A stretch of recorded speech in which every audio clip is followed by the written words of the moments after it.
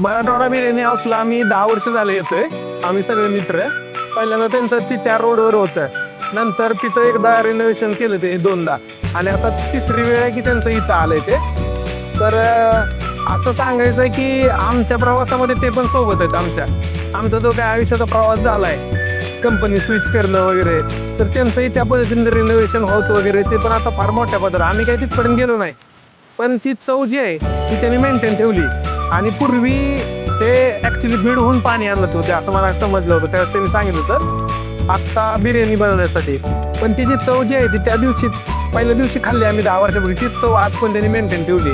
पण ते आमच्यासाठी असा आहे की वीक पॉईंट आहे तो, की काय करायचं आयुष्यामध्ये, कुठं जायचं, काही जरी विषय झाला तरी मराठवाडा बिर्याणीला आम्ही वेगळं करू शकत नाही आम्ही आमच्या आयुष्यामध्ये. आणि त्याच्यासोबत आमच्या मित्रांच्या आठवणी पण आहेत. आमचे बरेच मित्रांनी चालू केलं, कोण बाहेर गेले, पण ते पण आले ज्यावेळेस अदर कंट्रीमधून तर ते येतात खायला मराठवाडा बिर्याणी.